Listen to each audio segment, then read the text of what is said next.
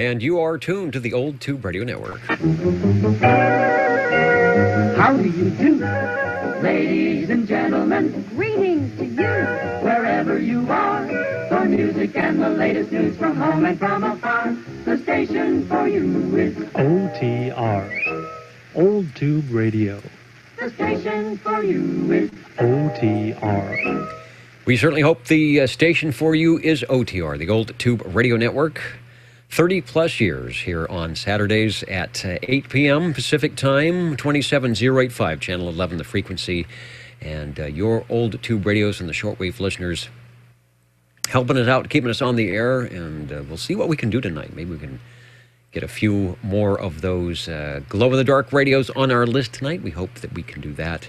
We hope that you will be listening in and enjoying the program like I do as well. Let me also say hello to SWL 48, who snuck in here between our change between SWLs and radio check-ins. And speaking of those radios, let's hear some now. OTR is listening. 45. That sounds like a bite on the tube radio hook. Hello, Paul.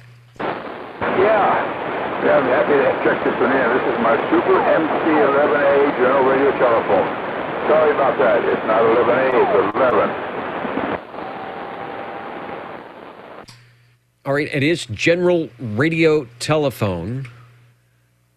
I almost feel like this is where we left off last week, I think, because we were at the 9. And a radio we don't hear often. We hear a lot of the Super MC11As. Let me grab those watching the video, and up at oldtuberadio.net, we'll grab a picture. If you're not familiar with the General Radio Telephone or their MC series, Paul is on the Super MC11. There it is. Get it into frame there. And we'll go back to you, Paul. Nice looking radio. It's sounding good. Over. Yeah, well, they're not supposed to be sounding good. They recall all these things. And you notice I live in the picture thing, you don't have the General Radio Telephone logo on the front. They put that logo on the front after the return of the radios, and when they call them 11A. The same radio and everything, but they just found something wrong inside. And it's an oscillating problem, so I don't really tell if it's messed up or not. I retuned this thing not too long ago, Dennis, and it really straightened it up. I hope it still sounds good. Back to you. Yeah, it sounds good. I took a look at the S meter. I may have my RF gain down a little bit too much. I don't see much in the way of signal coming in, but the audio is really good. That's why I was thinking, I thought, well, maybe something's wrong on my end because of the audio is nice and loud, but I think I've got my RF gain backed down a little bit too much because I wasn't seeing it. I thought I was going to be seeing more signal than I did. The Super MC11, and yeah, you note that. I think we're going to get an 11A checking in later, but we will make the distinction now if you're looking at the video. Somewhere, I think in the area here by the channel selector or the S meter, we are going to see what Paul was talking about, which we don't see now, but it's the GRT, the General Radio Telephone logo, which is not on the Super MC11, but I do believe that is still running the same tube complements and everything else. I'm not sure what they changed, but good for them for actually saying, bring your radio back and we'll fix it for you and get it back on the air. Over to you. Yeah, okay. Like I do have a price on these. They're $329.50, and that's if you get all the crystals. They're less than that, but they charge you for each crystal on the thing. So the total is $329.50. So I found some more. I found some other price on other stuff too. I'll get that to you later when I check it in. But anyway, this is identical here except for that logo on the front. And I use a General Radio Telephone CM3 stock microphone.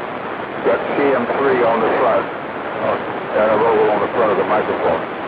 And that's about it. I hope to get my 11A in pretty soon. It might be Chris. If not, I'll go after him. Okay, I'm sure he'll be getting his checked in at some point. Right now, we're starting off with the General Radio Telephone Super MC11A. names associated with General Radio Telephone back in the day. Was it George Marigold or Charles Messenger? Maybe both of them.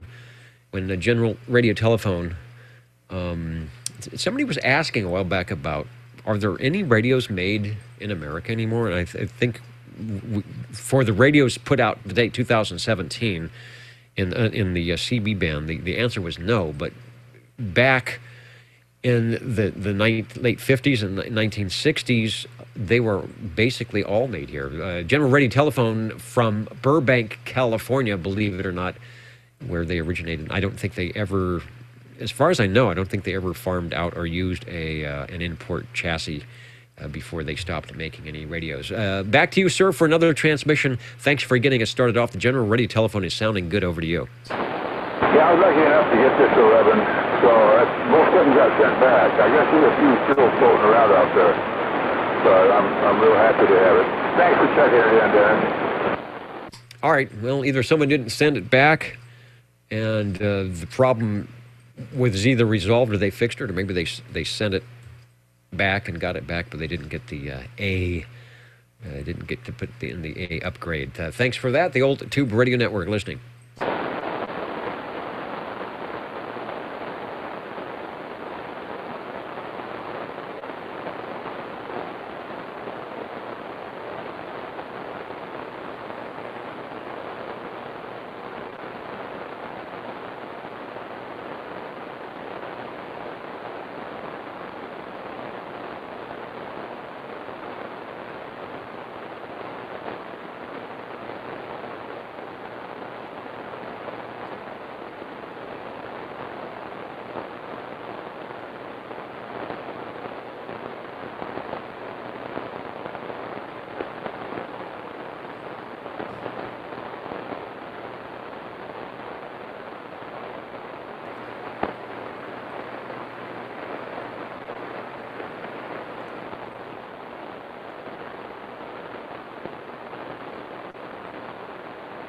And Scooter, the Radio Cat, is hanging out with us tonight. Say hi, Scooter. There's Scooter. And also the Jingle Singers, who would like to tell us a little bit about what's happening here tonight. How do you do? Ladies and gentlemen, greetings to you. Wherever you are, your favorite spot on the dial by star is known to be heard. OTR, the Old Tube Radio Network. The station for you is OTR. And we are listening for radio number 2.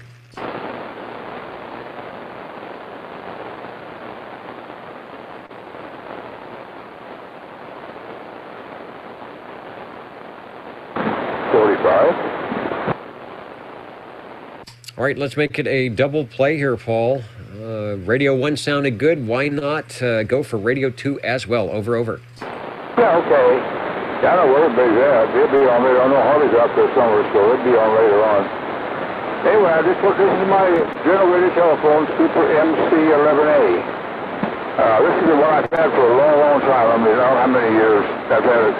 Somebody, before I got it, put a large meter on the front. It's a DC milliamp meter.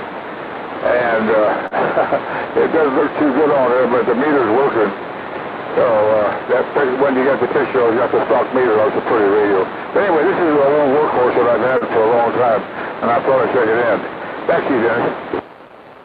They are workhorses. All the Master Control MC series seem to be workhorses at least from the 5 on up that we hear. All right, there is the MC5, and here is the logo. If you're looking at the video or watching the picture, look for the sort of, I don't know what you would call it, just some scribbling there between the channel selector and the S meter. If you look closely, it took us a while. I remember long ago, it took us a while to figure out what that was. But it's a G, an R, and a T. Somebody came up with, looked like an old man in a wheelchair, where it looked like one of those handicapped placards or something, but that is a GRT logo for the updated MC11, known as the MC11A. Back to you. Yeah, well, I was asking Carrie about it, and she looked at it. She said, General Radio Telephone. And I said, oh, my word. She picked it up right away. I took a long time. Somebody finally told me what it was, I think. I'm a little slow on some things, anyway. Anyway, well, this is my 11A, and this one I want to take it. I don't take it in real often because Chris always beats me too, but that's good sounding channel he's got. He does have a good sounding channel. Anyway, this has got the stock microphone on it too. It's got the label right on the front of the microphone. It's the CM3 on the thing. Anyway, that's about it for it. And back to you if you got anything to add. Okay, I guess what I'll add is the audio is as good, if not better, than the Super MC11 you won on just before that. Signal is about the same. Don't see much on the meter, but audio is doing well. 9 tubes, 2 transistors. More information is in Sam's PhotoFax, book 22, page 46. And of course, this has the 9 tubes, including the ECLL 800 for the modulator output. We will go back to you on radio number 2. Give us another transmission. And thanks for bringing by not only the Super MC11, but the Super MC11A. Okay, well, my MC12 is going to cooperate. The one I got from Bob Millham, I hope it does. I'm sure it will. I'll have it on next if everything works out. Thanks, Dennis. And thank you for checking in the old Tube Radio Network. Number 7. And number 7, give me a second. I'm going to try and adjust my RF gain here.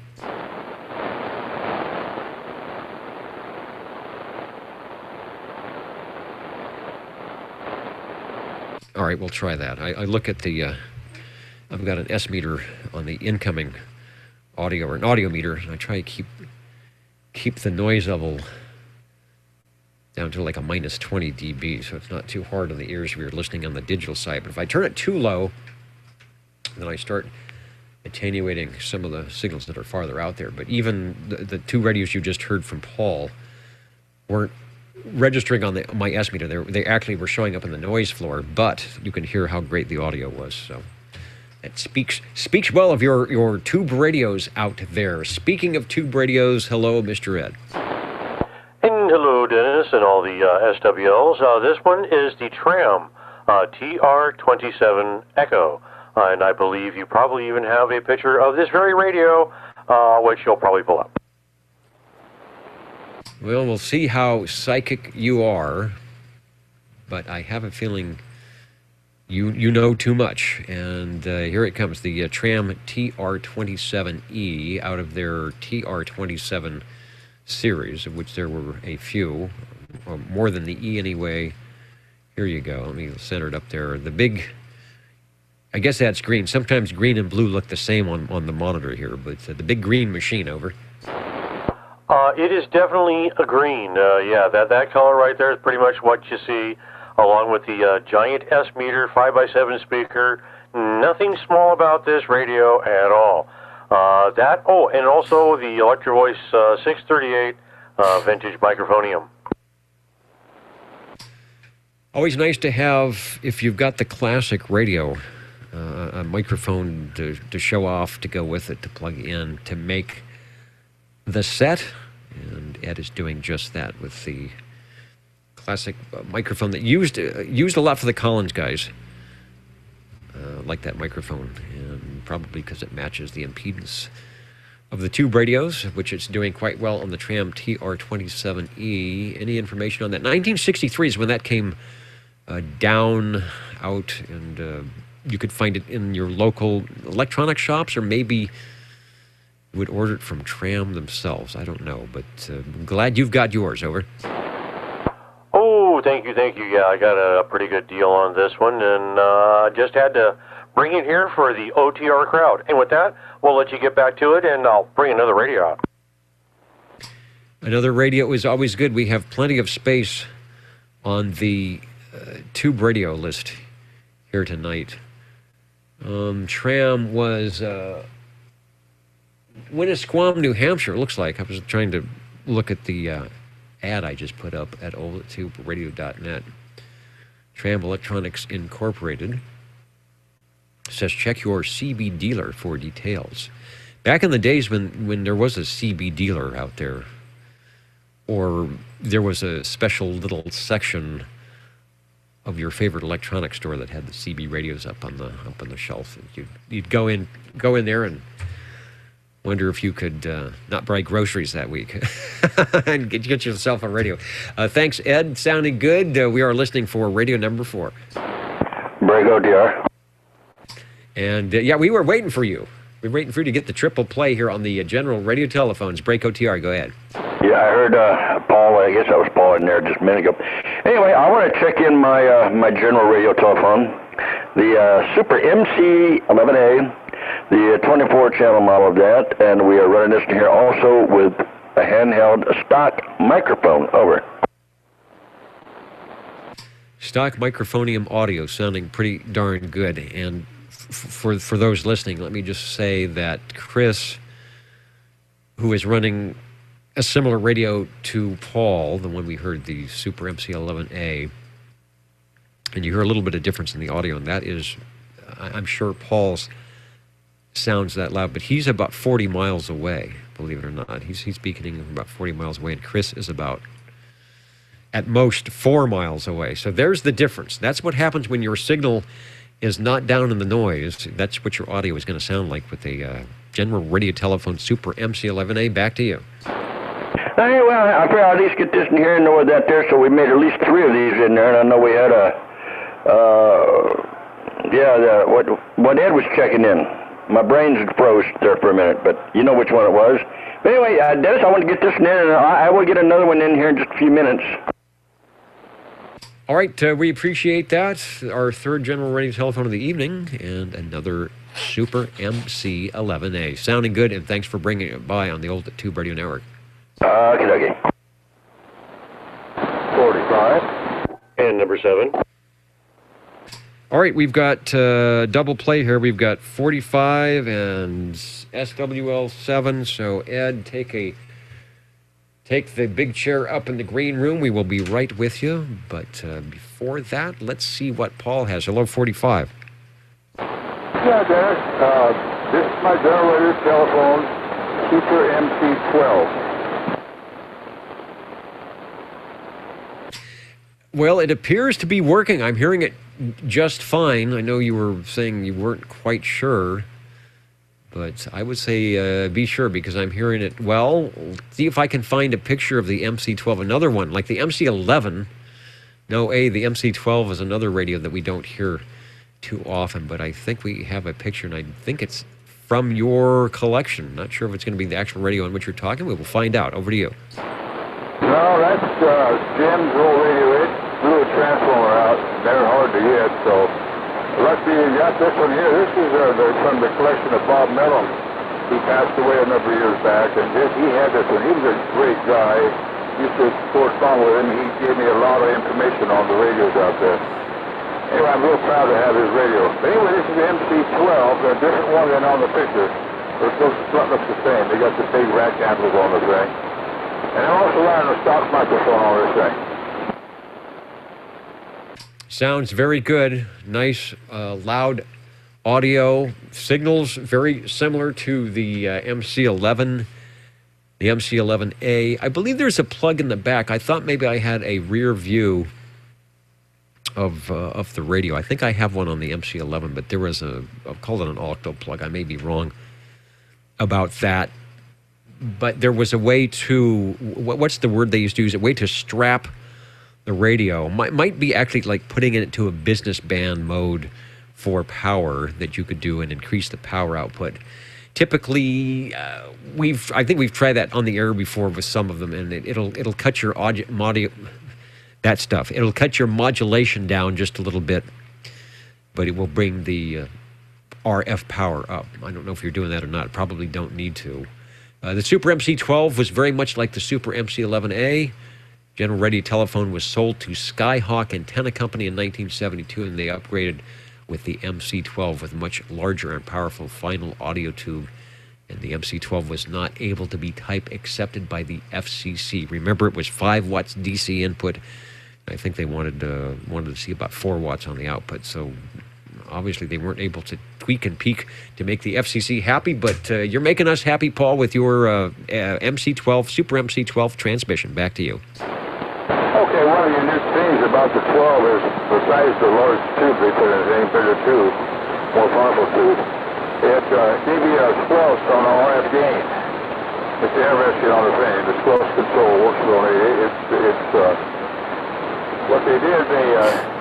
What they call a super squelch, and they got it written down here where final audio used it much more than what you generals don't mind me for babbling along here. But anyway, they worked it out some way or another where you got it into the squelch and you get RF on it also. So it works out real neat. It makes you different. It's a good idea. That's not the only upgrade I can see on the thing besides the tube. Back to you, guys. Good deal. Maybe there was something in the circuit already and they just brought it out, or an easy addition. Leave the radio as it was.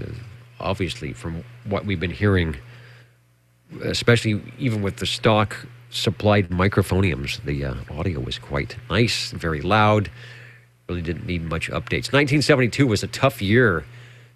Last year for a lot of the tube radios. In fact, a lot of them were going solid state before that. You had big competition from the larger radios like Browning and Tram. And then there was a whole new crop of solid state import radios coming out with built-in SWR meters and clocks. And so something that sort of looks utility like the general radio telephone with the rack handles didn't curry much favor, especially if you were putting your radio inside the house, or maybe you were trying to convince the XYL that you should have it in the living room. It probably might look better if it had some wood case on it or something. Radio number 5, the General Radio Telephone Super MC12. We'll go back up to you, Paul. Thanks for the great photograph and a little bit of history from a great collection from Bob Mylan there.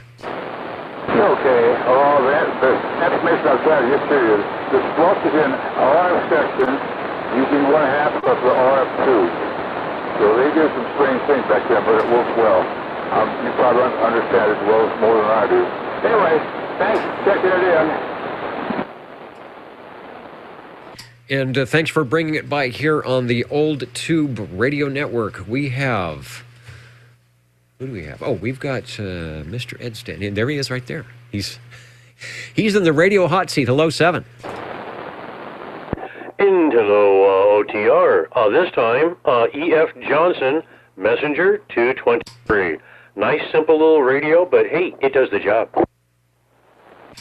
Does the job quite well and was affordable. And we were talking about dates, 1972. I believe the E.F. Johnson made its run from about 1969 to 1972. So again, as radios started going solid state, or people were wanting solid state radios, the great radios, I mean, there was nothing wrong with the tube radios, but the tube radios were being redesigned with transistors in mind. I'll get a shot of the E.F. Johnson radio, and we'll go back to you for another transmission. There you go. That is looks just like this one, although this one is definitely not that one. This one has blue LEDs that were put into place for the light bulbs for the S meter and the channel selector, and the little metal pieces that were in the center of the buttons, I guess, were replaced anyway with buffalo nickels, so it's a little bit different looking. That's the Messenger 223 Plus. They came out with a Messenger 250, which I don't recall if that was solid state or not, but I think it looked similar. It's probably the similar case they were using. They did something different, or some type of anniversary edition. But you have a one and only 223 Plus from E.F. Johnson. Sold a lot of these radios. There are still a lot around. If you check on eBay, no doubt you will see one of these come up at some point. The price point, right around $200. Typically, you see these with the desk mic that looks like a Turner microphone that says Johnson across the key bar. That was also a standard issue if you bought it with the mic for a little bit more money. Back to you, sir, for a transmission. Thanks for Radio 6. Yes, I did not get the Johnson microphone with this one, but I did have the Turner crystal microphone and put it on here, and it was kind of anemic, so... put the Silver Eagle D104 on here, and it seems to work quite well. It works quite well. Nice audio, nice signal. Of course, you aren't too far from where I am here. I'm getting tangled up in my headphoniums, so always a good signal report. At 9:04, that's our time here on the West Coast, where the old Tube Radio Network originates, starting at 8 p.m., going until 10 o'clock, or we check in all the radios. We've been doing this for about 34 years. The jingle singers doing our top of the hour jingle, they've been with us a long time too. Like it or not. How do you do? Ladies and gentlemen, greetings to you. Wherever you are, the friendliest station for you by far is known to all and OTR, the Old Tube Radio Network. the station for you is OTR. The station for you, the old Tube Radio Network. Want to take a look at the big board here. I haven't checked comments. EDA396, who tunes in and watches the video as we do it. Iron Man out of Nashville, Tennessee. Another Tennessee. Tennessee's very well represented tonight here in the old Tube Radio Network. And says he enjoys the warm and good audio, sounding audio radios. And they are sounding good tonight. A reminder, if you want to hear how well your radio sounded, we do archive the audio at oldtuberadio.net. You can go to the page. There is an archive button at the top. If you click on that, the OTR magnetophone will load all those little 3-inch reel-to-reel tapes with the sound, and you'll be able to play back your whatever it is, SWL check-in or Tube Radio check-in. Just look for the date, and whether it's a Tube Radio or an SWL check-in, you will hear just what I heard here at Net Control, and we hope to hear some more. We're looking for Radio 7. 7, 25. All right, I think we've got a 3 in a row here. We will be taking first SWL7, so stand by, Ed. You'll be next, but I want to make sure I got everybody else in. We've also got 25. Jerry, we will go to you after that. And who was the other station? 56. 56. We'll get you, Phil, next. And who was the other station? 37. 37. All right, let me give you the order, so in case you have to go do something, you'll be able to know whether you need to do it or not. Ed is coming right up, followed by Jerry, 25, and then Grandpa, 56, and then Christopher, 37. So there you go. Plan your evening accordingly. Radio 7 is online with us now, and it looks like it's SWL7. Go ahead, sir. There we go. I'll see if we can do the Frankenstein thing again. I was doing it earlier. This is the Robin T123, no B, with the winking and blinking eye. You know, it's threatening. The audio is really loud. I think when it's not doing the Frankenstein thing, it's putting all the power into the audio. It sounds really loud. I thought, well, maybe you got yourself a general radio telephone, Super MC11A. Let me put a picture up of the T123 as we go back to you for a transmission. There you go. That one looks just like this one, only I do not have the Robin microphone for it.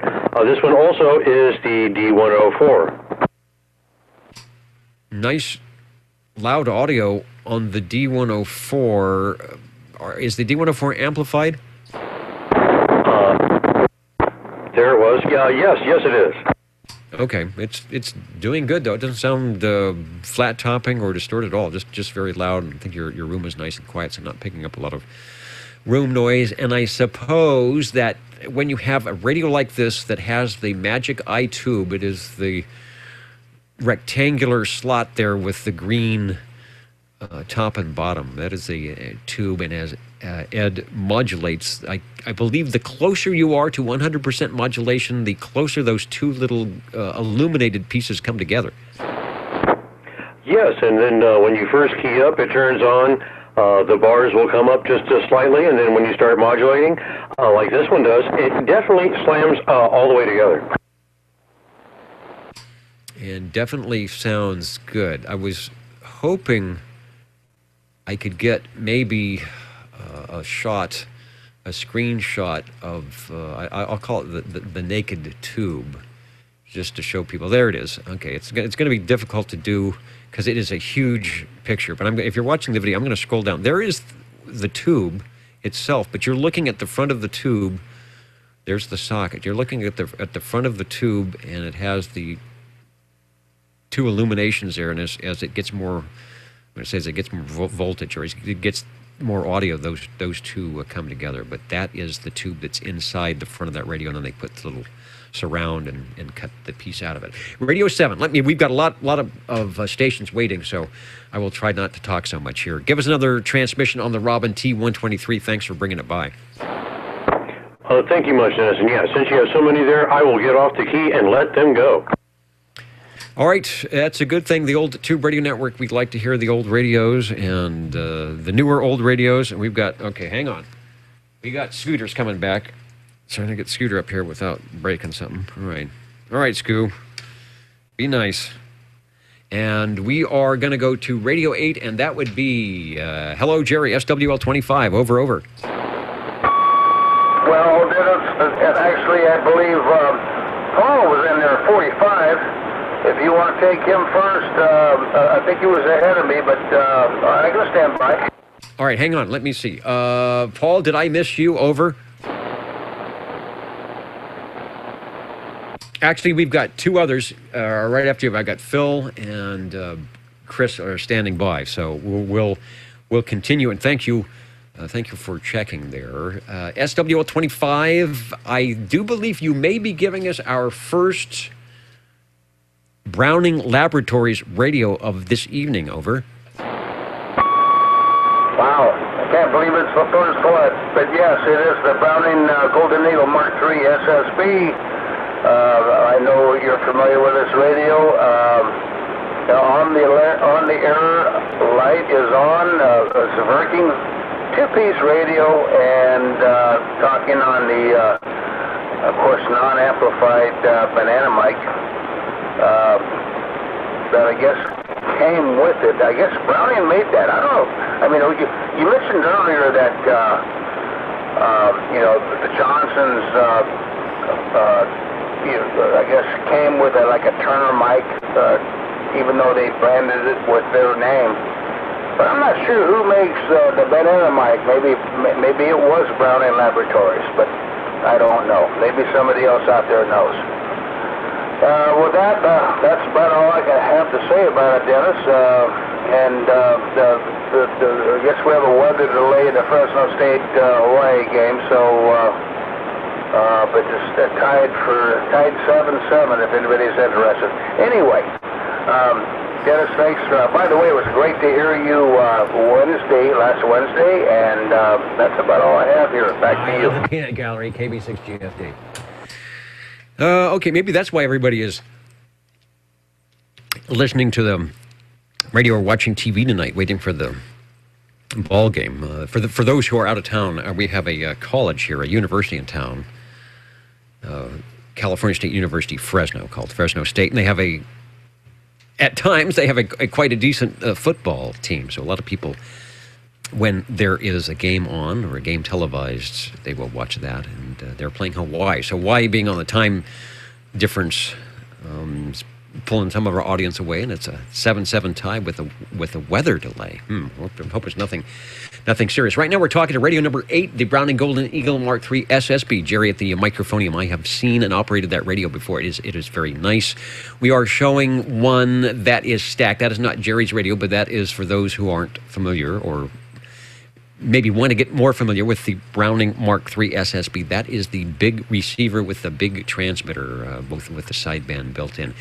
Nice audio, sounding quite loud, and our research department tells us that Electro Voice made the microphone for Browning and then let them put the Browning logo on it. But that is actually an Electro Voice microphone. Over. All right, well, see, Dennis, after 20 years of checking in, I finally learned something. Well, I learned one more thing. I'll rephrase that. Yeah, I learned one more thing.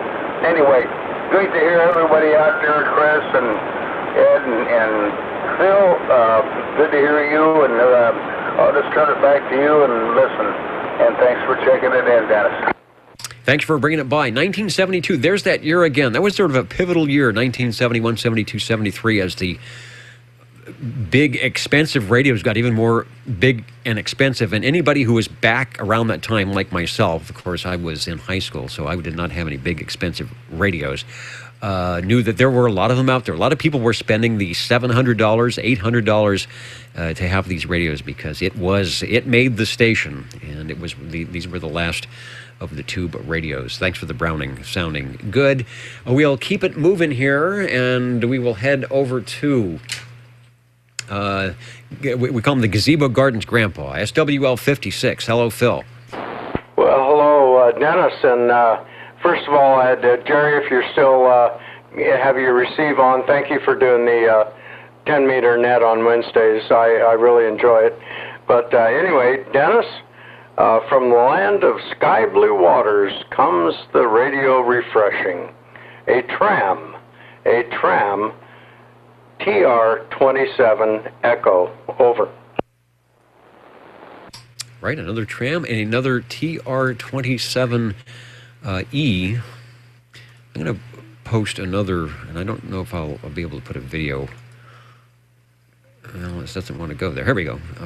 For those of you who want to see this, oldtuberadio.net, we're going to put up an ad probably from 1963 or so, touting the TR-27E, the 23-channel Citizens Band base station, as they call it. And Phil also giving us a little trivia there with his jingle, as he said, tram the rig refreshing. Some of you may say, well, that sounds a lot like back in 1963 when this radio was made.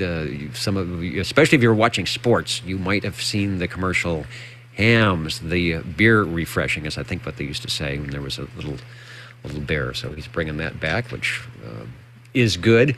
Your Radio 9, Phil, give us another transmission. The tram is sounding loud and clear. Well, thank you very much, Dennis. I think of all the radios that I have, this is one of the best performers in terms of audio receive. Of course, transmit, those that are listening must be the judge. But I really appreciate and enjoy the receive on this radio.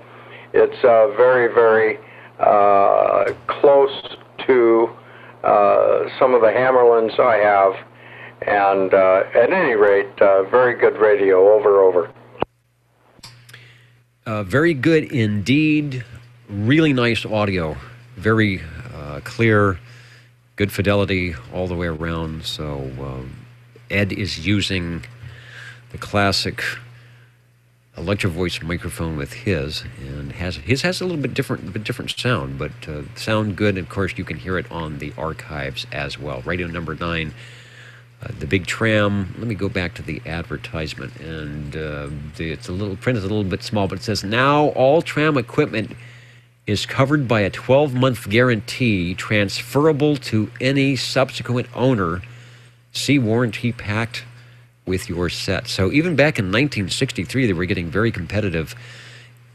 Does anybody make a claim like that now, saying we'll warranty this radio for 12 months, and the radio is warranted regardless of who owns it in those 12 months? So I guess you've got to keep your paperwork. Good stuff. You've got to love those American-made companies and ingenuity for that. Just one more quick transmission, because we don't get to hear the tram that much, and thanks for bringing it by. Well, thank you, Dennis. See what kind of customer service you get from Yaesu or whatever radio you buy 2 years after you buy it, it's obsolete. Oh, we don't know you. Go away.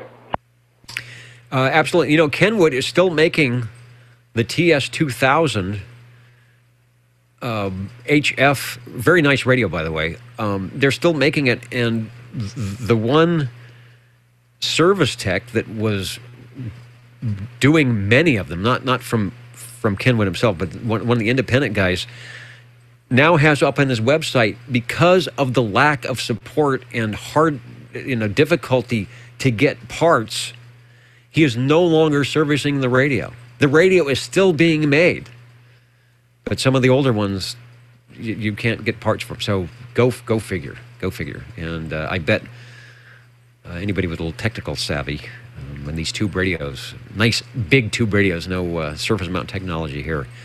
That's why a lot of these are still going, because you can still find the parts. You can still find the tubes. Maybe the tubes are a little bit more expensive, but everything else is easy to fix. All right, thank you, and thank you, Phil. And we want to say thank you to Chris, SWL37, for standing by. And I hope if you went away to do something, you have had an ear bent to the radio, and you know that we are now looking for you and your Radio 10. Over.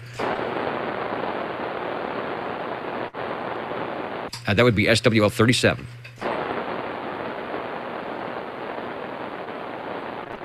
All right, let's do what we always do. When we have egg on our face, we will go to the jingle singers, and we'll get even more egg on our face. You're listening in the latest style at 27.085 megahertz. your dial. That's Channel 11 Old Tube Radio, in wonderful. Fresno, California. Wonderful Fresno, California. If you are around, Chris, SWL 37 is your turn. Or we will take any station that would like to check in here on the Old Tube Radio Network. I'm back. I had to do something. All right, well, you are actually right on time. We have reserved Radio 10 for whatever radio you might have. Over. Well, this one's mine. You got the picture of it, and that one is mine. It's not like what what's his name said earlier. It looks like his, but it isn't his. Well, that one looks like mine, and it is mine. This is the G PowerMate, the Gem Marine Products. A 23-channel tuber that glows in the dark. It's a pretty blue one. We're running this in here with the amplified D104 Lollipop. Good deal. We are getting a lot of very good sounding radios tonight, as we always do. I guess I should say loud sounding radios. Not to say that we would not take a radio that was a little off frequency or maybe not quite 100% modulated, because typically that might be the case on a radio that is 60 or 70 years old, but we do quite well. Here's Radio 10. I will put up a picture, assuming I can find a picture, or put up a picture at on the video at oldtuberadio.net. And as Chris said, the picture we are seeing is the picture on the radio he's going to key up on right now. Absolutely. That's this one right here. That's right. This one right here. Let me see what it's doing. Yeah, it's showing that way. Let me put it there. There we go. It's showing everything's going that way, and I'm looking to the east, so that makes it you are to my south, so it is going to the right. So that's the right way, right? Boy, I'm dizzy. I'm sitting in my chair here, and I'm dizzy just from your description. But I will agree with you and say that all the stars have aligned, and we are indeed looking and listening to your G PowerMate from Gem Marine Products. The G PowerMate was one of the, we'll call them Panasonic chassis that I guess later turned into the 40-channel tube radios, but there were a few that used this same design, internal design, with a different facade, I guess, across the front, lights different, and maybe some different meters, but they all sound good. I think they were plate modulated, which explains a lot why it sounds so good. I'm assuming you have not had a lick of trouble with that radio because it sounds good. I've had to slap it a few times in the past. Make it cooperate, but that's typical for a tuber. Give it a whack and it just comes right back. Typically, it will do that. Sometimes a little love tap. Also, unlike your transistor radios, you can take the unplug it, of course, may be safe, and you can take the top off and reseat the tubes, rock them a little bit in their sockets, and like I was explaining earlier, sort of like sitting in a chair. Try sitting in a chair for 5 years and then getting up. It's going to be a little bit difficult. Same way with your tubes that are in those sockets. Sometimes it just rocking them in that socket or pulling them out and reseating them gently and safely will do wonders for the little tubes. Radio 10 online with us now, doing good tonight. The Gem Marine Products, our first Gem Marine of the evening, the G PowerMate, sounding good. Chris, give us a transmission. Thanks for bringing it by. Thanks for standing by. Okay, well, I had to run to the other room to put some stuff up. But anyway, like you said, you have to get in, like getting in the chair, and it takes a little time getting up. After a little while, well, actually, me, 5 minutes sitting in the chair, it takes me a little while to get up, and then it takes me a little bit longer to just get straightened out to get to the other room. So, yes, I know what it's like. All right, Dennis, I'll be back with another. All right, we will be listening. This is the Old Tube Radio Network, Real Radio's Glowing in the Dark, here on a Saturday evening. We're in Central California. The frequency is 27085, channel 11, everywhere else at oldtuberadio.net, and maybe you were watching live or at some other time on the Google YouTube video. We've been doing this for 30-plus years, sort of an old radio night. Hopefully, where you're at, you're doing something similar, or maybe thinking about doing it. It doesn't have to be an old radio night, but it might be get on the air night to get people out, put the cell phones away, turn off the TV after your favorite program, and get out and do what the people did that owned these radios the first time around in the 1960s and 1970s, when it was kind of fun to chat on your Citizen Band radios. It still is here in 2017. We are looking for Radio 11 on the Old Tube Radio Network. Break OTR. And number 7. Okay, we've got 37, and Ed will be with you on Radio 12. But Radio 11, hello, Chris. I beat you to it, Ed. Anyway, SWL 37 here. We're going to check in on a good classic here. This is the Courier Royale, a 23-channel tube that glows in the dark, with all the knobs in the front, the blinking lights, and the mysterious hidden knob in the back for the mic gain, and of course your tune and load stuff right there. But this one here's got them. It's got a lot of knobs. This is what you call a knobby radio, but it's a good radio. This is the Courier Royale. That's what I said. I said that once already. Well, I said it again.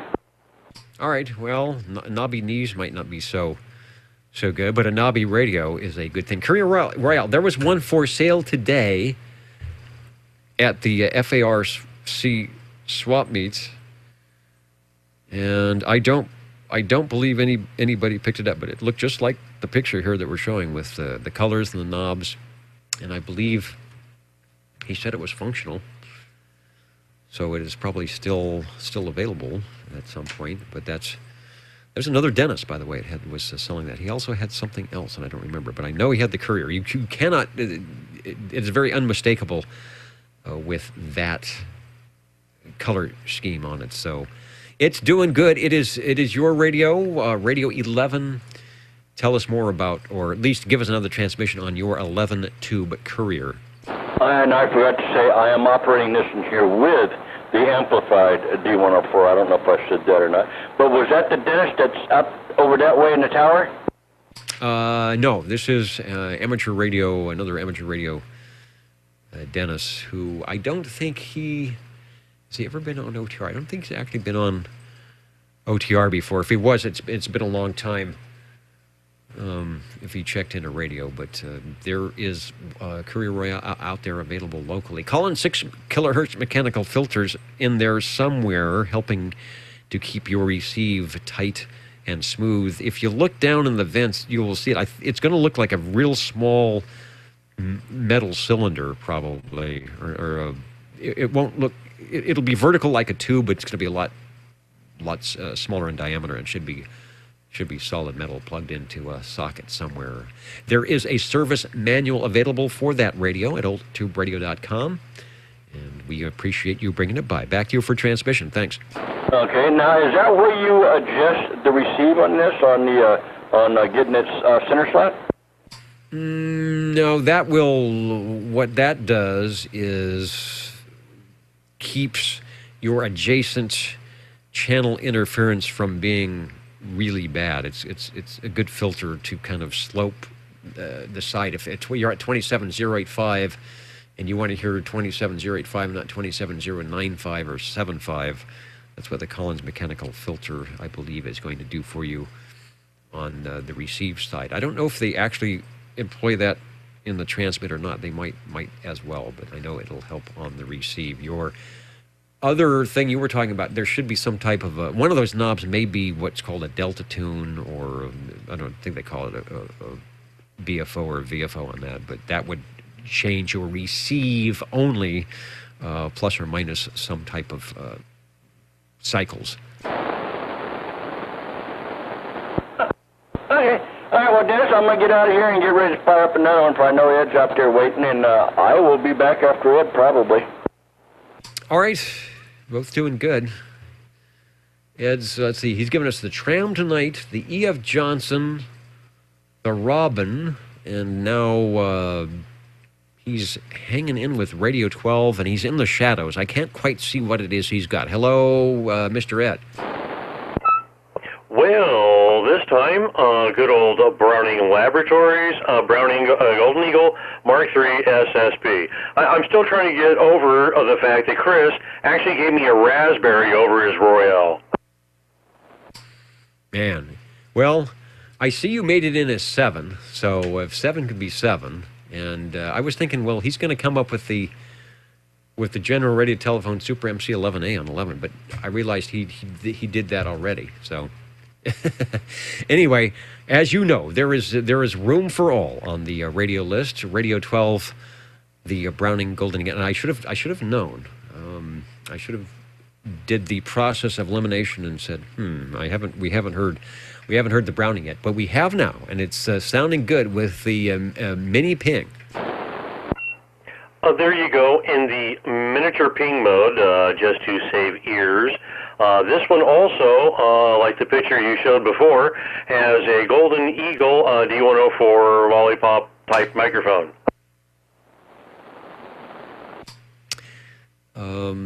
Yes, it does. Let's show. What are we going to show here? That is the SSB. That is the transmitter. Which piece has the on-the-air light? When you key down, which the on-the-air light's in the transmitter or the receiver? That is on the receiver.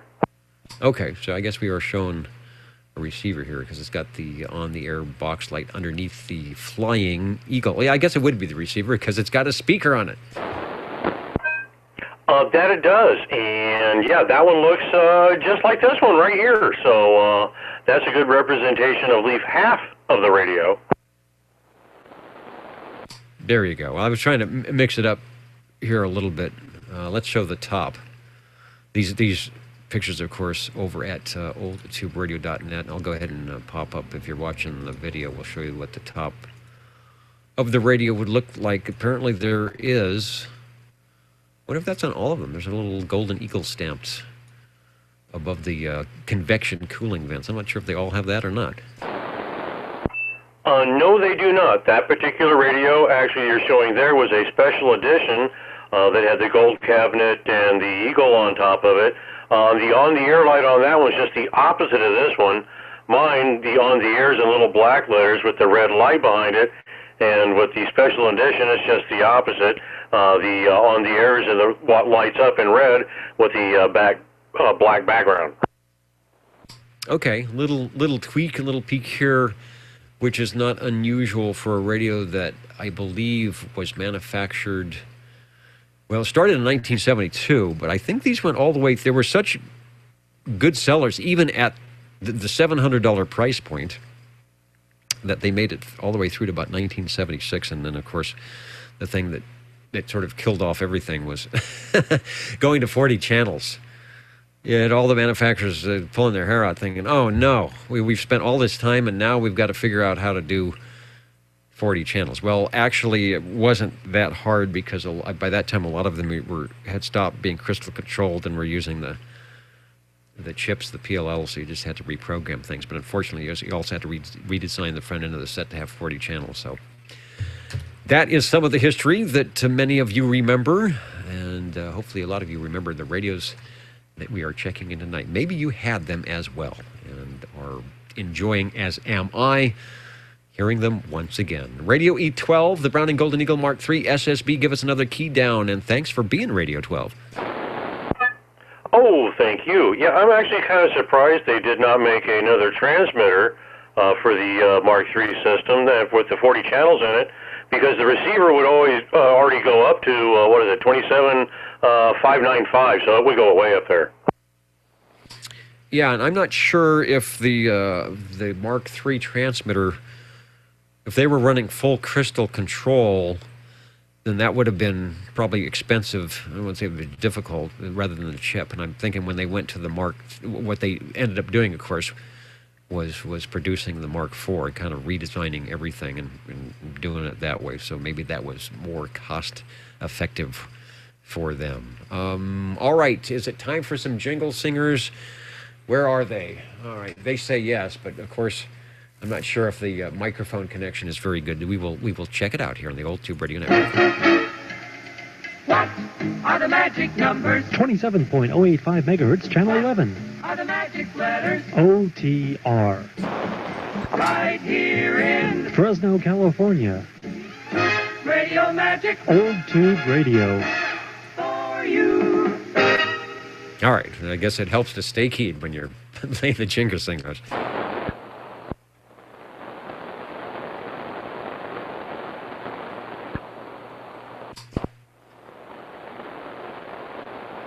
The Old Tube Radio Network looking for Lucky Radio 13. And there is somebody. Try it again. I didn't get the audio, but I know you're out there. Over.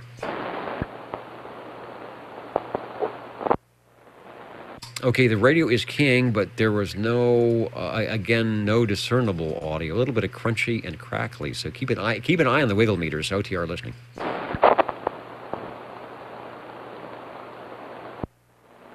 All right, 10 over 9. Just to make sure it's not me. Anybody hearing audio with that?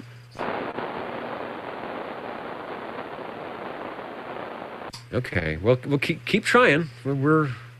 That's why we are here, to make sure we can check things in or help troubleshoot. Hello? How about now? I can hear you now. Over. Yeah, this is 64. Okay, it's working. That's what happens sometimes if it's... I guess the radio doesn't get keyed up too much or on a regular basis. That is sort of why we are here on Saturdays, especially for the tube radios, to make sure that, like an old car, like a vintage classic car, you turn the engine over once a week and drive around the block. So that's what's going on here. SWL 64. We're going to put you in the mix here, get you checked in, and it's good to hear you, Jack. It's been a while.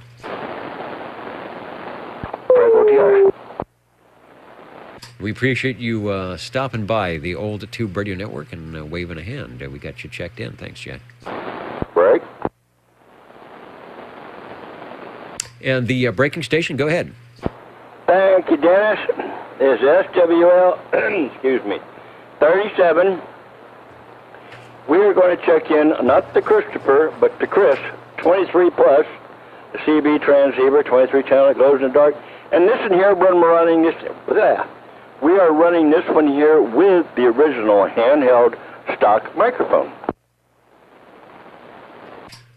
Little stock audio never hurts on an old tube radio. Gives it the classic old tube radio sound, and that's a good thing, especially when you have a classic old tube radio like the Chris 23 Plus. We'll put up a picture as you give us a transmission. Okay, well, I figure at least get this one in before. Let's see. Well, yeah, I still got 23 minutes, isn't it? What is that? I can't see that for 23. Yeah, 23 minutes, I think. Oh yeah, 23 minutes or so. Here we take it to the 10 o'clock hour. We will log you in at 9:38. Radio 13, the Chris 23 Plus. We were talking about the import chassis, the Panasonic chassis from Japan here in the early 1970s, and this is one of those that takes off from that chassis, 11 tubes. There is an operator's manual available at oldtuberadio.com, and right now there's the audio available from Chris. Go ahead. Oh, thank you, Dennis. Well, this is going to be it for this one. I do have one more, but it's got to be warmed up.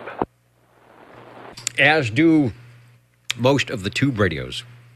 So we always recommend maybe 2 to 5 minutes for your warm-up time, just to be safe. And We will do our best to find you on frequency or as close to being on frequency as possible. That's the job of the net controller here, to turn the knobs around and make sure we can check in as many radios as possible. That radio there, if you get the right cord, will run in your mobile with 12-volt DC, or if you plug it into the house current, it will do well and sound good too. Thanks for bringing it by. Okay, Dennis, I'll be back with another.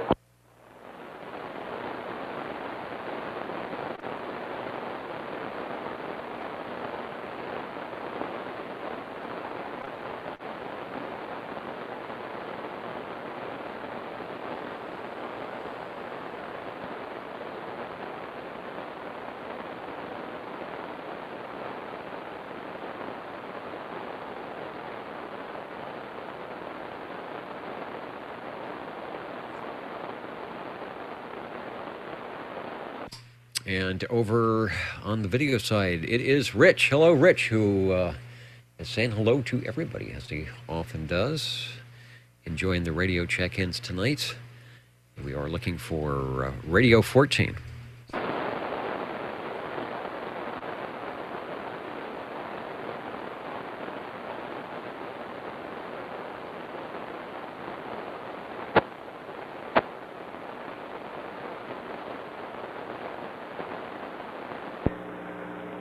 Break OTR.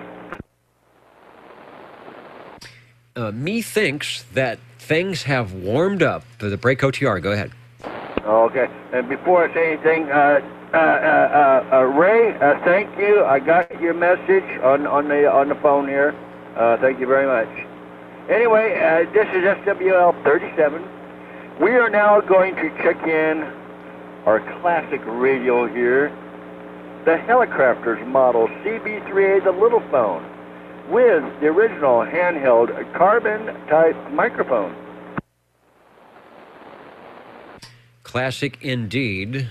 The little phone series, there was more than just the CB3A. They had quite a series of those, but the 3A was quite popular, 1962 or 1963, I believe, when it came out. Let's pop up a shot here of the Helicrafters CB3A. Back when Helicrafters was produced in the United States, they eventually became a subsidiary of Northrop Aircraft and did a lot of, I guess, military radios, and eventually were assembled and made in Japan in the late 60s and 70s before they went out of business. But this one here is the real deal. For Radio 14, give us a transmission.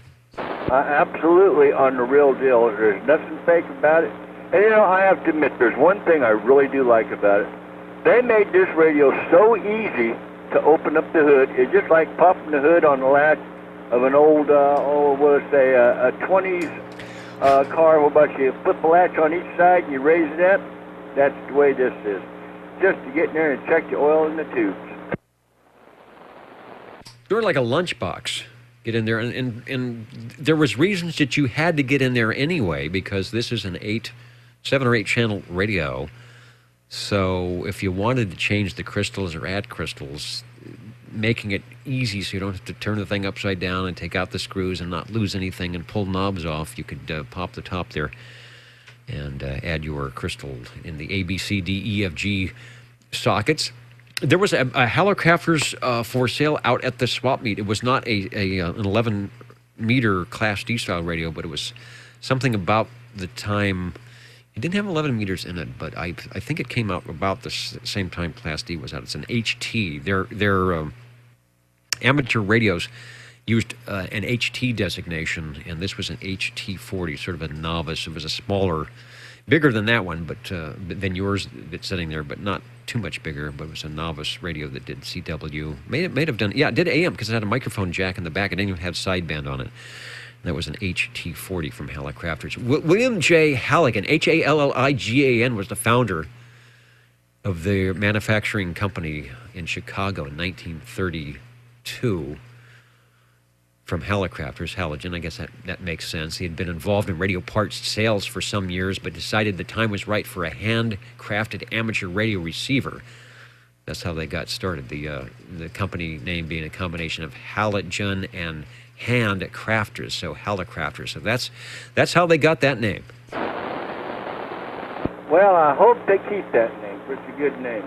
Anyway, no, this here goes up to the letter H, so it don't have a channel frequency marked on it, but it does go to letter H on the front here anyway. Now, I've never really went up there to see if they all work, but I see crystals inside, so something must work.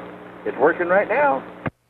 It's working well. It's working quite well. All 7 tubes. We've been talking on 9 tube, 11 tube, 13 tube radios tonight, and this is doing well for just 7 tubes. And I think if you have the right cord, you can actually run that off a 12-volt DC. There is a schematic at old2radio.com. Before you go, speaking of old radios and crystals and things, since you're crystal controlled, give me a transmission, one more transmission, and I'll do a zero beat, and we'll find out how close you are to 27085 on the Old Tube Radio Network.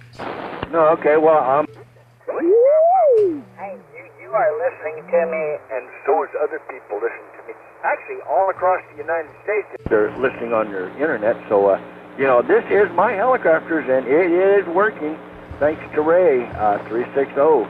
Living up in Utah. Working quite well. Zero beats at 84, 27.084.4. So that puts it, at least in my calculation, about 600 cycles low. I believe the FCC allowed you, and I could be wrong, they allowed you 700 cycles, and I think that was a spread either high or low. I don't know if that was from the center of the channel, but that would allow you to be 700 cycles off either way. I mean, you still had 10 kilocycles, right, between channels. Is that correct?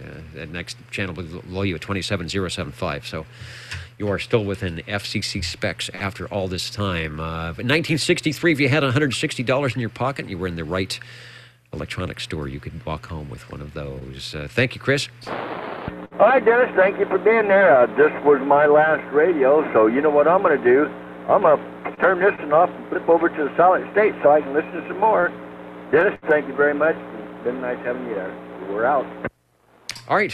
Nice checking in the radios as we do every Saturday here on the Old Tube Radio Network. Been doing it for 30-plus years and just recently added the audio streaming for those elsewhere, or maybe if you just can't get to the radio, you can take your universal and portable media net web device and tune in that way. And, of course, we've added the video as well, so you can get a chance to see the radios if you're not familiar with them.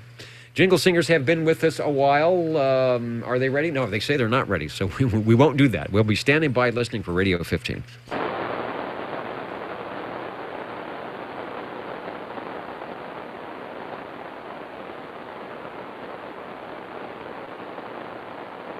I want to say hello to our digital listeners at oldtuberadio.net, still hanging in with us. Fresno, California, of course. SWL 44 hanging in there in the front row out there in Utah. Hello, Madera, Dallas, Georgia, New York, who is staying up late tonight. It's Sunday over there, I think, right now. North Carolina, South Lake Tahoe, hello to you. Florida is in, Maryland, and Tacoma, Washington, listening in. Now, the Washington station, we have been having some e-skip here of late. It always seems to happen on Friday nights, not on Saturdays, and sometimes in the past, and it's on archives as well. We have talked to Oregon, Washington, Nevada, Alaska, Colorado, Utah, Idaho. So we're always hoping that we can get some e-skip conditions coming in and hear from our stations who are a little bit more than 149.5 miles away. If you ever hear us in your skip zone, please break in and give us a call. Of course, you don't have to have an Old Tube radio to chat with us on the Old Tube Radio Network. We're standing by.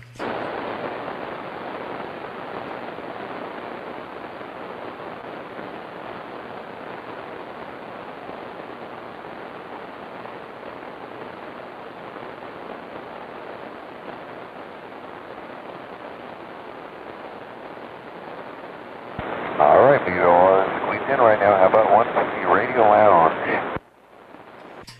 Radio Lounge is a good thing, and I'm glad that it is open late tonight.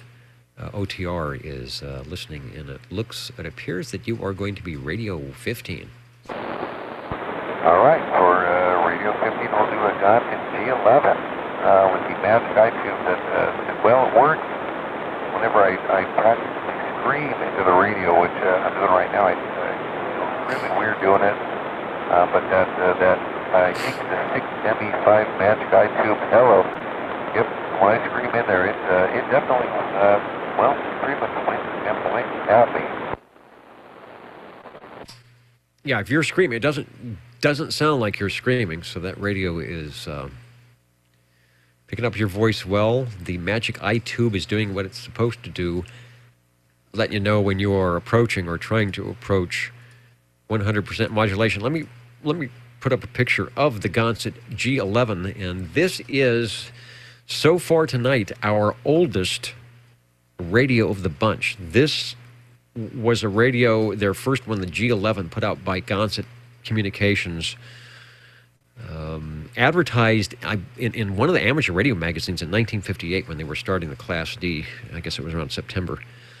So this is 1958, 1959, 1960, and notice, as per most radios starting Class D 11 meters, it is kept very simple because that's what the service was supposed to be. It wasn't a hobby. It wasn't for technical peaking and tweaking and building antennas. It was for communicating base to mobile, for businesses and husbands and wives and things of that nature. So there you go. Get ready to shout once again and make that Magic iTube glow. Yeah, I do catch myself winding up to do that. I got to ask you a question about this thing.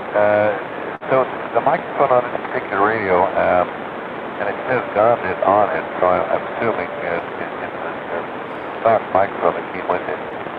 It's hardwired in there, so you're not going to be changing mics around. Do we know who actually manufactured these microphones? I mean, Gonset, I'm sure, built radios of all sorts of different flavors. Did they actually manufacture microphones as well? I'm going to say no. That has a similar look to the style of microphone. We used to call it the ice cream cone microphone that would come with the Johnson Messengers of the same era.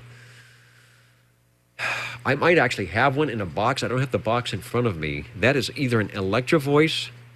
I know I'll get myself into trouble here. That is either an Electro-Voice or a Turner microphone made by either of those companies for Gonset. And of course, as we were talking earlier, a lot of the early radios, the 1959, 1960, 1958 radios, the microphones were hardwired in because, again, this wasn't a, let's put on a fancy microphone or let's change things around. It was made to be simple. So I guess they thought the fewer connectors that you had to put on and things to pull off, and I guess they didn't figure that, citizen band radio people would be interested in fancy microphones. I think that's one reason a lot of them don't come out of the radios on the early models. Over. Okay. Well, the microphone on this particular radio, I guess it served pretty well until a couple of years ago. Something came unsoldered. I think it was the cord actually going in the mic. I had to pull everything apart and resolder one or two items, and everything worked out great. For what it's worth, I don't know, who manufactures this, if it was Turner or whatever, but this ice cream, I think he called it the ice cream microphone, actually feels really good in the hand. There's two parts to it. The main body of the microphone is black, and it's just about as much as you want to fit in your hand. Maybe, I don't know. There's just something about it. I think your fingers can wrap around it perfectly. It's not too small, not too large. The upper portion of the microphone is gallery. Thanks, KB6. pull it off and kind of solder innards if you need to. It does kind of extend a little bit, but I guess the bottom line is there's something kind of peculiar. I think it feels rather nice. And the operation of the talk switch, I don't know, it's I guess ergonomically pretty easy. I don't know, but it's just fun mic to use, I guess. I know that's a strange comment. No, it's a good comment, and our research team has come through again. Unfortunately, when they come through, they prove me wrong, and yet again that has happened. When you look at the microphonium that you were previously describing, think not Turner, think not Electro Voice, but who is the other big manufacturer microphones that we've left out here? And that would be a Static. So think a Static, and I think the number that our research team came up was a 331. So there you go. I hope you like it better now. You know what? I kind of do, and I try not to play favorites, but no, that does actually make me like it a little bit more. I wish it was amplified, but I'll take what I can get. My hat's off to whoever it was that was providing me that information. I think the only other thing I can really comment on the radio, I guess when you ordered it, you were, or picked it up at least, you were getting one channel and one channel only on these things. This one does say on the lower portion of the face of the radio, it's kind of painted on the face. There's a little area where it's a channel and then frequency. And I guess they just kind of mass-produced them, and they stuck a particular crystal in there. And when they did that, I think someone would probably, I don't know if you want to elaborate on that, someone would go around and stamp the actual channel number on the face of the radio, and then the frequency as well. This one does say channel 11, and then the frequency is 27.115. Which I think after all these years we determined that it was sort of a Canadian frequency and channel designation, but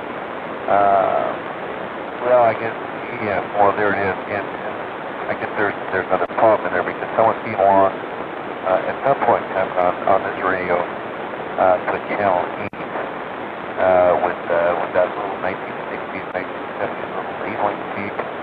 Turn that disc and pull the trigger and it stamps some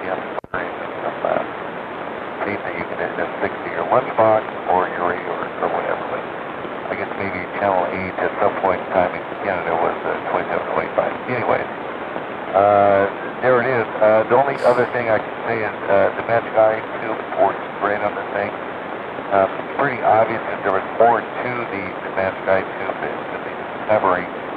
I think at one point in time, half of the tube that you kind of visualize was covered. I don't know if you want to describe it any better than I can. But it's kind of like a Magic Eye lid. This is long since broken off, but the Magic Eye tube still works great. As does the speaker, and it's making everyone sound great. All right, well, you are the second Magic Eye tube radio tonight. The Robin T123 came in earlier from Mr. Ed, and he had the other flavor, which is where you look into the side of the tube, and the two illuminated bands come together as you approach 100% modulation. You are on the other one, where you look at the top of the tube, and it has more, we call it the Pac-Man, where it's two wedges, like the pie-shaped wedge comes together. That's the one I'm more familiar with.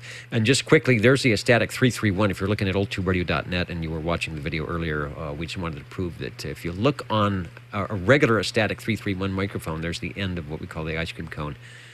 It is indeed an Static microphone. Also, what was I going to tell you about? We were talking about Hallicrafters earlier. The Hallicrafters, of course, was an amateur radio company that went into 11 meters. E.F. Johnson was, and Gonset Communication was as well. And just doing a little history check, they actually started even before Bill Halligan in the 1920s. The initial founder, Robert Roman Gonset, born in 1891 in the Ukraine and immigrated to Eastern Canada in 1907. So there's your Canadian connection, Mike. The family moved to California in 1916 and established the Gonset Company in Burbank. So if you look on the radio, you might see the word Burbank or Burbank, California somewhere. Robert's son, Faust, or Robert Gonsett, was born in 1916. He was an early ham radio operator with the call W6DIZ, and he established the Gonsett Waterproof Electric Company.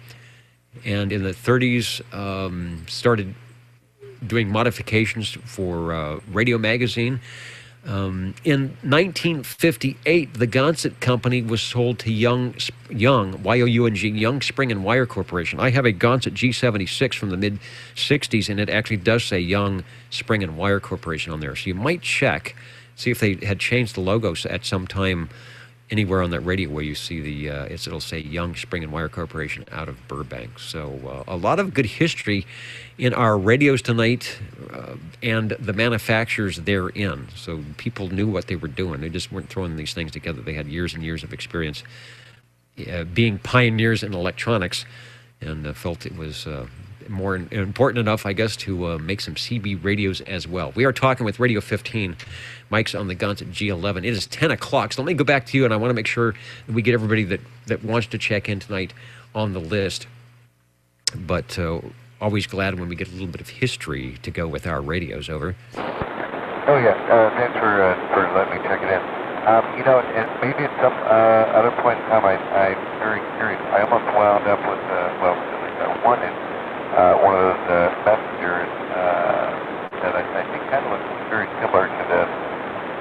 Super small and pretty simple. I love the lamp, a couple light bulbs that were on the front of that radio. I still have one of those, but and then as far as the other information we were talking about, it's funny. Just all the addresses and whatnot that were printed. I do have the original cardboard box that the radio was sold in, and yeah, it's kind of curious. Radio archaeology, all the information that you can find out on the box that, well, you were just talking about. Anyways, 10 o'clock, thanks for letting me check in, and I'll give someone else another opportunity to use the fun radio on it. So thank you, sir.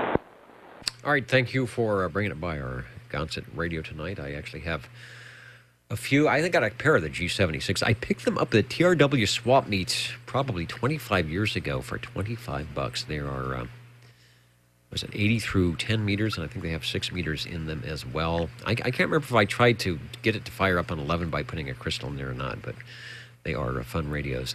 The Old Tube Radio Network, Real Radios Glowing in the Dark. Let's have the top of the hour jingle singers here.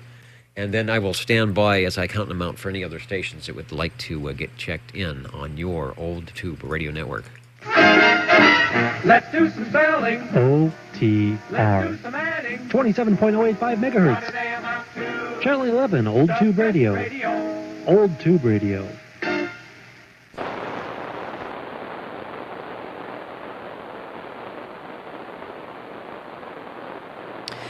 And I think Harvey had mentioned, if you are in the radio room there, that he may have an item of interest for us before we sign out tonight, too.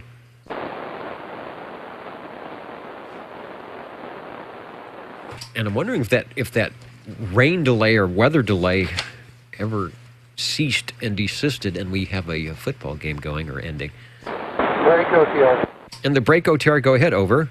Yeah, the game's back on. Number 20, and I'd like to check in by Browning Drake, model 506. All right, give me the model, make, and everything again, and I will listen better. But I thought you said a model 506, but I didn't catch. I think you said Browning Drake, over. Roger, Browning Drake with the goose on the front. Model 506.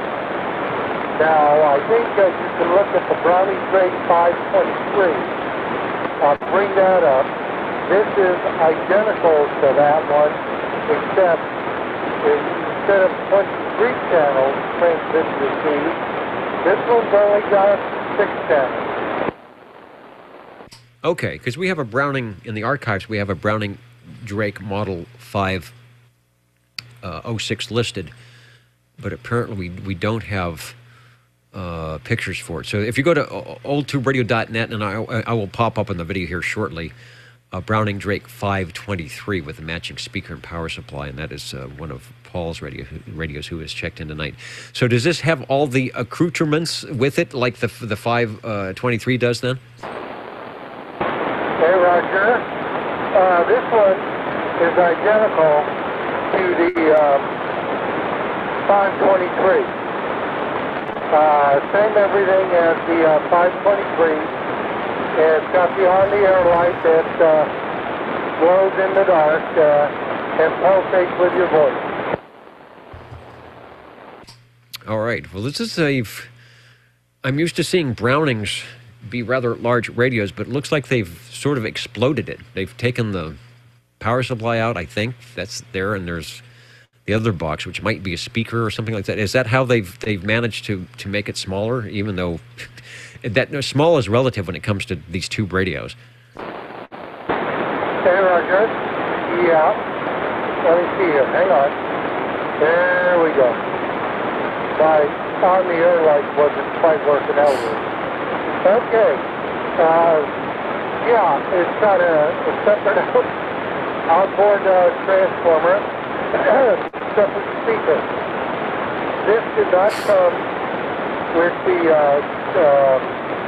power supply or speakers. Did come with an electro voice hand mic with a Browning metal, kind of aluminum metal sticker stuck on the front of it, similar to what Cliff has on one of his, on his either Gold Eagle or R27 or something. I think it's Gold Eagle. Anyway, I built a power supply for it based on the other power supply I have, because I do have a 523.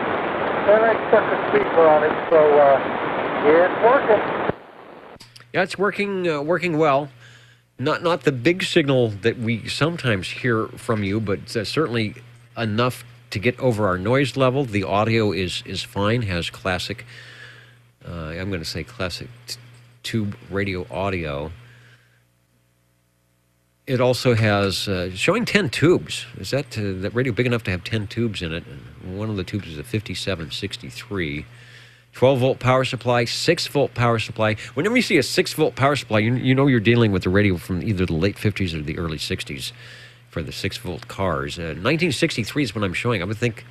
I guess that's right. I was thinking it's earlier than that, but showing 1963 for the manufacture date. And the modulation light, the picture is small where I'm looking, but that is on the right-hand side by the channel selector. Roger. I just put an amplified mic on here. Just kind of wondered how it was working. Yeah, the light bulb is on the upper right, and the way it's wired is it's wired in through the output circuit. If you don't have the light bulb in, you don't have transmit. Average break. Okay, and breaker acknowledged. That was a big improvement in the audio, by the way. It got louder, and the clarity is good, and so keep that in mind. That helped out quite nicely. I have another couple of questions. There's a channel selector. There's a hole. I'll call it a hole. Almost looks like an adjustment or something above what looks like the channel selector. Then my question is, how do you know what channel you're on? Is that the other little box with the knob, or tell me about that? Okay. That's the channel letter. It goes A, B, C, D, E, F. In the 523, it's got the 23 channels up in there. And right now we're on channel B. And I was fortunate to get channel 11 in with this because the way they mix the crystals, I would have never been able to find one, but I might have been able to order one from Barquette, but This one is, I think, 4.92 megahertz for the channel crystal. Oh, wow. Okay, some very strange multiplication going on there. Well, it sounds great. It seems like it's something rare. My information is telling me the Browning Drake Corporation was formed in 1927 by radio pioneers Dr. Glenn H. Browning and Dr. Frederick H. Drake. Part of Browning Laboratories, I guess, all the way around, and not sure why they chose to pick this particular model to don the name of Browning Drake, but I suppose if you can keep it all together and match all the wires and not have things fall out, you've got a nifty little radio from 1963. Oh, yeah. What's interesting is the power supply is very simple. It uses the transformer that's in the R27 receiver, same identical transformer. And using Bill, when he had his, he had the AC transformer or power supply. I duplicated it for Paul, and then I duplicated it for me on the 23 channel one I have, and then I did it again for this one. Plus I have a DC power supply that I picked up. I also have another 523. So with 3 power supplies, I can kind of run all 3. Not at the same time, but I think you get what I mean there. And I just fixed the other one, the other 523. Receives a little low. The transmit's real good on it. And it works fine, along with my other one. Okay, it's after 10, and the Bulldogs were in a 41-minute rain delay. So the game's back on. They're ahead 14-7.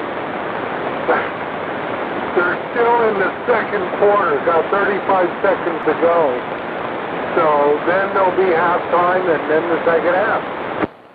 All right. Well, that's not a problem for the people in Hawaii. See, now I know how those New York guys that listen to the old Tube Radio Network, and we go overtime like we are tonight, and it's already Sunday somewhere. Thanks for Radio 16, the Browning Drake Model 506. Just a reminder, we're showing the 523. We don't have a picture of 506. We'll remedy that, I'm sure. Get a shot of Harvey's radio. All right, there is a very, speaking about going over time, there's a very patient braking station standing by, and I would like to pick him up now. Over. Average late check-in, 70, please. All right, not a problem. Sometimes late check-ins can be good because we are running late ourselves. I will make you official on the big board. Mark, thanks for stopping by. Yes, WL70. Thanks, Dennis. Have a great night.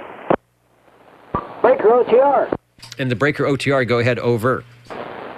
All right, SWL 40, wanting to check in my Gemtronics GTX 5000. And we will do just that. Check you in the Gemtronics GTX 5000. Sort of the missing link tonight. We were talking about the imported Panasonic chassis, the Japanese radios that came in the late or the early 70s and were the basis for a lot of different radio names, at least on the front of the radios. We've checked in a few of those tonight, and we mentioned that with the little modifications and tweaking, they changed those in 1976 to the 40-channel versions. And you have one of them right here on the Gemtronics GTX 5000, over. Why, yes, I do, and I'm glad I have it. Hello. Whoa, my my signal output meter on the radio is acting very strange. It's swinging backwards. I'm not sure what that's all about, but hopefully you're hearing me okay. I hear you fine. The signal looks good. Audio sounds good. can't quite tell what microphone you might be using, but if you've got blinky lights and wiggle meters, it's happening. Over. Yes, I am using the Turner Expander 500 microphone, which actually has an adjustable tone control, and I can play with that here for you. I can adjust the tone up like that on that's the 10 scale, and then I can go down like this, playing with the tone here, and then that's the other end of the tone scale. Go ahead. Okay, well, it is definitely makes a difference. You can hear it on the archives that you would like, because you will hear a difference. There's a little bit of itchy and scratchy in the potentiometers. The high end is not too bad. They're accentuating the proper frequencies, and then when you start coming down, it actually sounds pretty good. The low end, they're accentuating the really wrong frequencies. It's like the 400 or 300. And it sounds like a bad phone patch when you accentuate the low end. Over. Well, I can, here, let's see here. I can adjust this thing here. And then search for the point of squeal that's best adjusted. And I don't know. Anyways. All right. Well, we get the idea. This is a microphone that allows you to do a little bit of EQing, such that it is. And I guess, one and only 40-channel radio tonight. They did exist. There were some old tube radio 40 channels. Most of them were these chassis right here. And who else had them? Browning, of course, was not. I don't think they were made by Panasonic. The Mark IVs. You are Radio 17 on the GTX 5000. Thanks for bringing it by. It's working for you. And great. I hope everyone had a good time at the swap meet today. So with that, I'll sign off here. Yeah, I saw John. I must have caught him after he bought everything, because he had nothing in his hands.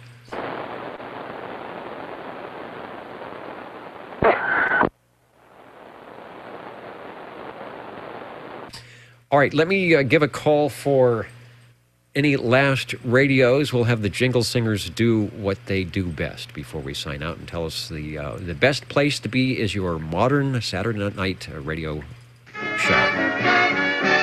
You're tuned to OTR. Channel 11. right here in Fresno, California. Stay with us Old Tube Radio. and be modern.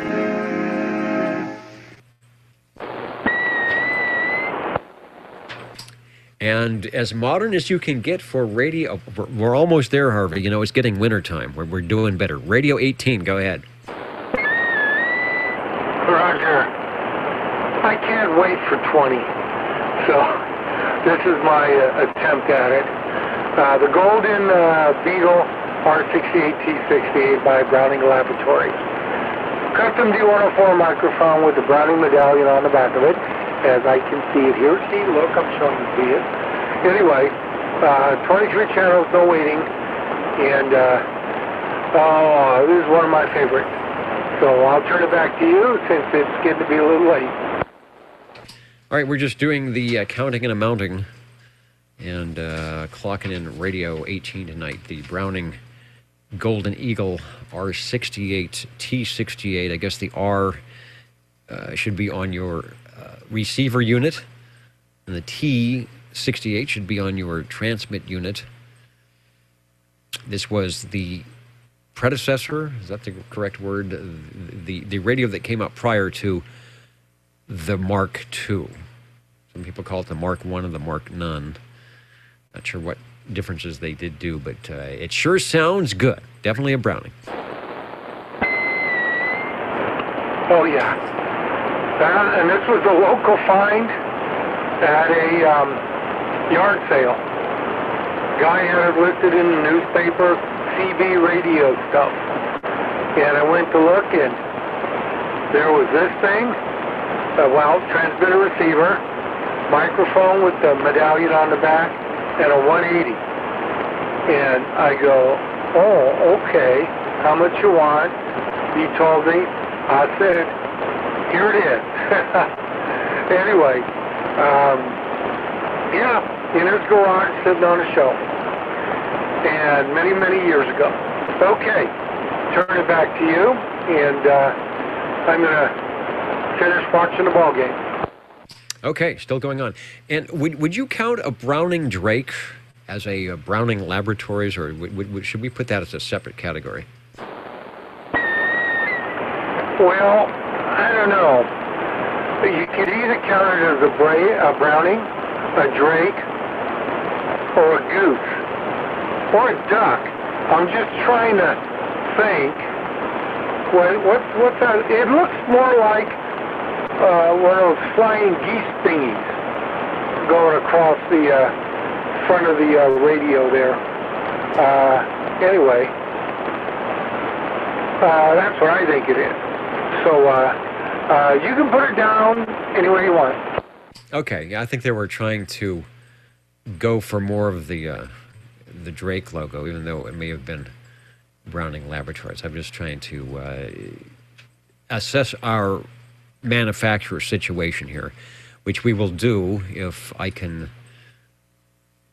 get the there they go. All right. I need the fanfare to come up. They have to get up the microphones before we can This officially is the talk. Tube Radio Network. Ladies and gentlemen, stand by. It's time now for the current OTR totals. And this will be the current and final OTR totals at 20 after 10 o'clock here tonight, but we did quite well in checking everyone in. We had 6 check-ins on page 1, 15 on page 2, 15 on page 3, and 19 on page 4. These are the shortwave listeners for a total of 55, and we will be choosing a new 00 next week from those who had perfect attendance on this last 8-week round. So thank you, it was Bill, 67, for helping us out with 00. And the radios tonight, we had a total of 18, and I guess if you don't get too technical, or there was a technicality between a Browning and a Browning Drake, the general radio telephones tonight, the most heard manufacturer with 4, followed by the Browning or Browning Laboratories at 3. Well, let's go down the list and see exactly what we had. Started off with the general radio telephone Super MC11 from Paul, and a rare radio in that, in theory, the 11s were called back and turned into 11As, fixing some sort of problem. There are a few MC11s out there, and we have a few here, and you heard it tonight. The General Radio Telephone Super MC11A, the one that I guess General Radio Telephone really wanted you to have, was also radio number 2. Thanks, Paul, for the 11 and the 11A and telling us all about that. The Tram TR27E, the first one tonight from Mr. Ed for Radio 3. Chris on his General Radio Telephone Super MC11A was Radio 4, followed by Paul on the final in the official MC series, not prototypes, but ones that were actually manufactured and at least tried to sell those things. Type accepted. The Super MC12. Radio number 6, Mr. Ed on the E.F. Johnson Messenger 223, or the 223 Special, the Plus with the LED lights and the Buffalo nickels. It's almost like maybe that's the lowrider version. I know he's probably not going to like me say that. Ed is a hot rod guy. I'm sorry, Ed. It is the hot rod version of the Messenger 223. There you go. Radio number 7, also Mr. Ed on the Robin T123, our first Magic Eye radio of the evening. Jerry, SWL25 on the Browning Golden Eagle Mark III SSB, sounding as loud as ever, I swear. He seems to be able to get an extra dB out of that radio every week. Radio number 9, Phil on his Tram TR27E, making 2 trams for the evening. Chris, Radio 10, the Gem Marine Products G PowerMate. Radio 11, the Courier Royale from Chris. Radio 12, Mr. Ed on the Browning Golden Eagle Mark III SSB, followed by Chris on the Chris 23 Plus for Lucky Radio 13. Radio 14, Chris on his Hallicrafters CB3A. The 1958 Gonset G11 with the Astatic microphone, the ice cream cone style microphone, hardwired into the radio from Astatic. Radio 15. Radio 16, Harvey on his Browning Drake Model 506. We got some rare radios into there tonight with the General Radio Telephone 11s and the Browning Drakes and all the good stuff. We always get good radios. Thanks to our radio operators who take time out of their Saturday evenings to hang out and get in trouble. It's like, where are you? And I'm in the radio room again, checking in the radio. Radio 17, Larry, on the Gemtronics GTX 5000 are proof that, yes, indeed, there were 40 channel tube radios, not many of them, but they were there. And the Browning Golden Beagle from Browning Lavatory. See, Harvey, I'm learning. The R68, T68, checking in tonight.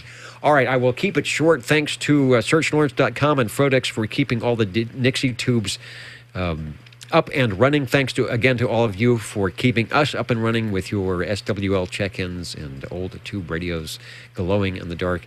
Thanks to our stations listening in from afar at oldtuberadio.net. And if you're enjoying the videos here, we will keep doing them for as long as I guess people want to watch them at Google, YouTube. We will be back next Saturday, I hope, with your glow-in-the-dark radios. We've been doing this for almost 34 years, I guess, and we are having a good time. 73 from me, the Jingle Singers, and Scooter the Radio Cat, who is probably wanting some Scooter gravy, and I guess it's time for Ovaltine as well. Good night, everybody.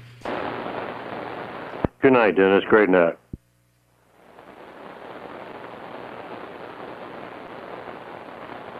And if you're on the audio stream, it'll be safe to touch the 6L6 glowing tube in 3, 2, Is it okay for me to turn off my old tube radio now? You betcha. Good night, everybody.